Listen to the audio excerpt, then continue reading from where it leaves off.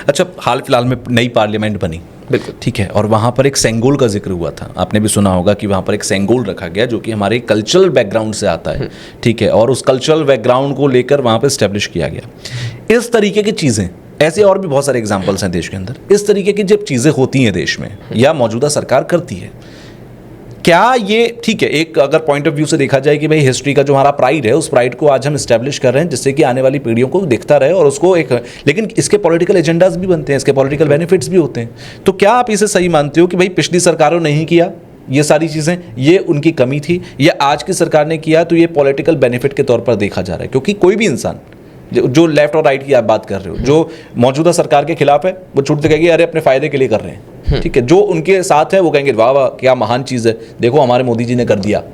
आपकी नज़र क्या देखती है इसे, जो बाइज्ड नहीं है कहीं पर भी, वो क्या देखता है इसे? मुझे लगता है कि हम लोग के सिविलाइजेशन जो है, हमारी जो लेगेसी है, उससे हम लोग को प्राइड होने की ज़रूरत है।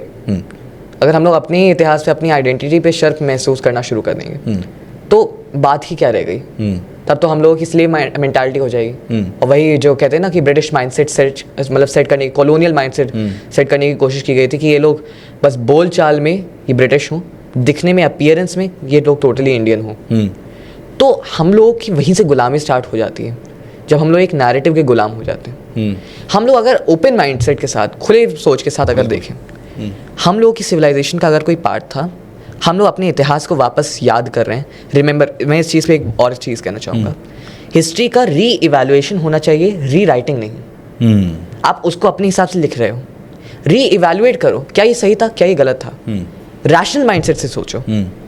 और अगर आपको लगता है कि वो सही था, उसको लिखो, अगर आपको लगता है वो गलत था, उसको भी लिखो।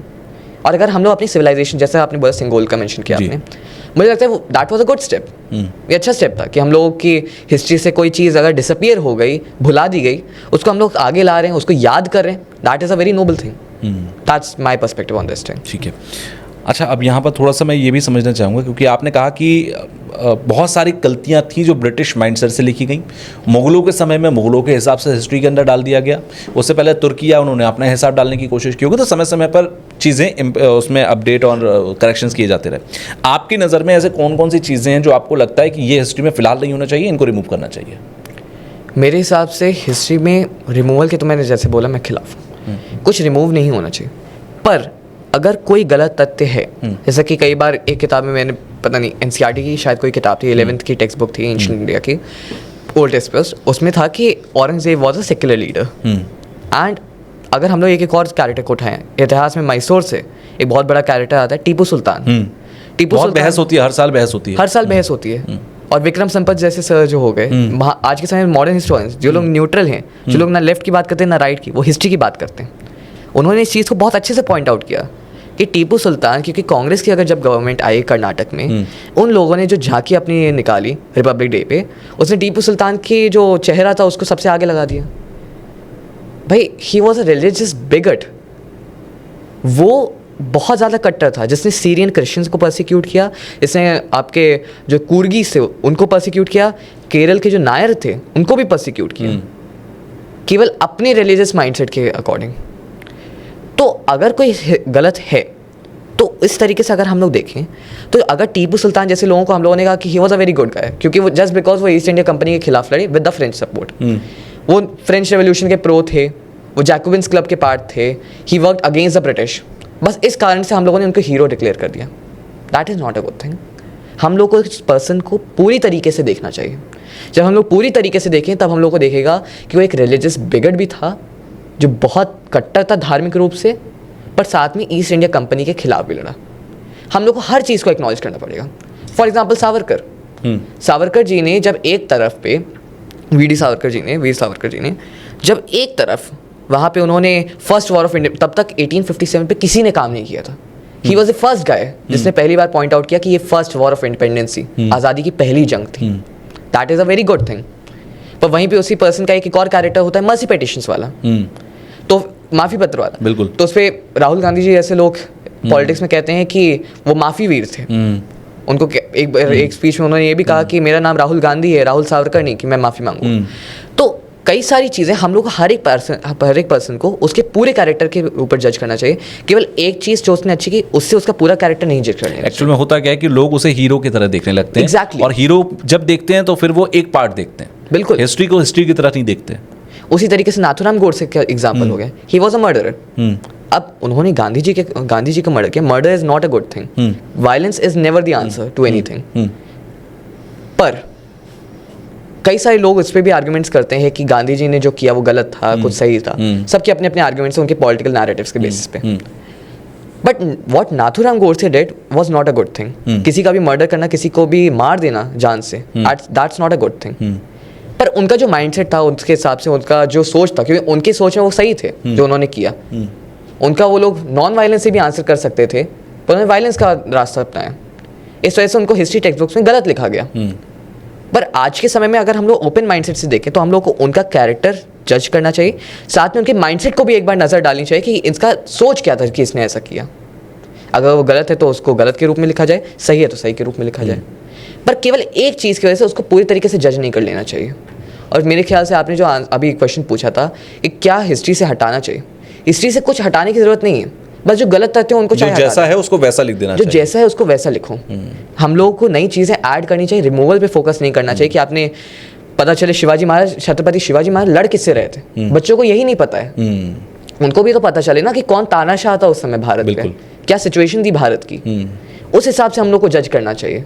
तो हिस्ट्री से कुछ चैप्टर्स को, पूरी टाइमलाइन को हटा देना, that's not a good thing. यानी कि आप ये कह रहे हो कि अगर नाथुराम गोडसे को कहीं पर हिस्ट्री में हत्यारा लिखा जा रहा है तो वहां पर ये भी लिखो कि नाथुराम गोडसे की ये देशभक्त वाली सोच भी थी जिसके लिए उन्होंने अपने बाकी के काम किए, लेकिन एक समय पर आकर उनका कुछ ऐसा कॉन्फ्लिक्ट हुआ कि उन्होंने गांधी जी की हत्या कर दी। मैं उनको देशभक्त नहीं कहूँगा, मैं उनको कहूँगा कि वो नेशनलिस्ट थे। उनका अपना पॉलिटिकल नैरेटिव था। क्योंकि मैं देशभक्त उनको मानता हूँ जिन लोगों ने अपनी लाइफ दे दी देश के नाम पर, जैसे भगत सिंह, चंद्रशेखर आजाद। ऐसे लोगों को मैं अपना देशभक्त मानता हूँ। वो भी देशभक्त थे, उनका जो उनकी सोच में देशभक्त थे, बिल्कुल देशभक्त रहे होंगे और थे। पर उन्होंने जो कदम उठाया, that was not a good thing. ये हम लोग को मान लेना चाहिए और हम लोग को ये समझना चाहिए कि murder is not a good thing. उनकी जो सोच थी, चाहे वो भले ही वो सही, पर उनके जो एक्ट थे वो उनकी सोच से मैच नहीं करते। ठीक है। अच्छा, अब यहाँ पर एक चीज़ पे और आते हैं। समय समय पर एक और बहस उठती है, जब आपने टीपू सुल्तान का जिक्र किया, बाकियों का जिक्र किया, औरंगजेब का जिक्र होता है, औरंगजेब की कब्र को लेकर। बिल्कुल। आपको लगता है हिस्ट्री के अंदर कहीं ना कहीं ऐसी कमियां थी जिसकी वजह से औरंगजेब आज भी कुछ लोगों के लिए हीरो बनकर बैठा हुआ है? बिल्कुल, मैं तो देखता हूँ बहुत सारे लोग कहते हैं कि Tipu Sultan was our hero, Aurangzeb हमारा हीरो था। अरे इन सब को ही छोड़ दीजिए, हमारे उत्तर प्रदेश के कुछ क्षेत्रों में, प्रयागराज और पूर्वी उत्तर प्रदेश के कुछ क्षेत्रों में जो गैंगस्टर्स थे, उनको आज के समय लोग कहते हैं कि ये तो हमारे लीडर थे, ये तो हमारे गुरु हैं। गैंगस्टर्स को लोग गुरु मना रहे हैं आज के समय भारत में। तो ऐसे तानाशाह, ऐसे रिलीजियस बिगट्स जो कट्टर थे, जिन लोगों ने लोगों को मारा just because of their religion, ऐसे लोगों को आज के समय हीरो बनाए, तो ये तो बहुत ज़्यादा नॉर्मल सी चीज़ तो होगा ही। तो अगर इस तरीके से हम लोग देखते हैं तो Aurangzeb was a religious wicket. उसने केवल अपने रिलीजन के लिए दूसरे रिलीजन के लोगों को प्रोसिक्यूट किया। ये हर एक समय पे अपना अपना लीडर अपना अपना बायस रखेगा। और अगर आज के समय में हम लोग औरंगजेब को सेक्युलर लीडर मान रहे हैं, that's not a good thing. और उसकी कब्र की अगर बात आती है, मेरे अनुसार कब्र को तोड़ने का भी जो चीज़ है, that is also not a good thing. उसकी कब्र है और वो हिस्टोरिकल पॉइंट है, एक हिस्टोरिकल मॉन्यूमेंट है। हमें उसको देखना चाहिए, उसको याद करना चाहिए कि चाहे शहंशाह हिंदुस्तान रहा हो, पर जब मराठों के सामने आया तो इस सामने आके झुक गया। आज के समय में इसकी एक छोटी सी कब्र है, कोई एक बहुत बड़ा मकबरा भी नहीं है। वहाँ पे आप जाएंगे तो देखेंगे बहुत छोटी सी कब्र है मार्बल की। तो किस तरीके से शहंशाह हिंदुस्तान आके यहाँ पे बस गया, छोटी सी जगह पे। किस हालत में मरा वो, अपने 80s में। बिल्कुल। तो हम लोग ये चीज़ें याद करने की होती हैं, इन चीज़ों को देख के याद करना चाहिए कि एक समय पे ऐसा भी हिंदुस्तान था, ऐसा भी भारत था। तो वही मैंने कहा कि इन चीज़ों को आप हिस्ट्री से ही हटा दो, इस चीज़ को आप अपनी पब्लिक व्यू से ही हटा दो, that is not the good thing. अगर आपको ये क्लिप पसंद आई है तो आप इसका पूरा पॉडकास्ट जरूर देखिएगा। उसका लिंक आपको डिस्क्रिप्शन बॉक्स में मिल जाएगा और वहां जाकर आप इस लिंक पर क्लिक करके फुल पॉडकास्ट को देखिए, एंजॉय कीजिए। कमेंट बॉक्स में मुझे जरूर बताइएगा कि आपको जो कुछ पॉडकास्ट में बताया गया वो कितना सटीक, कितना बेहतर, कितना नॉलेजेबल लगा, आपकी लाइफ में कितना वैल्यू एडिशन इसका हुआ। तो पूरा पॉडकास्ट देखकर फीडबैक देना बिल्कुल मत भूलिएगा।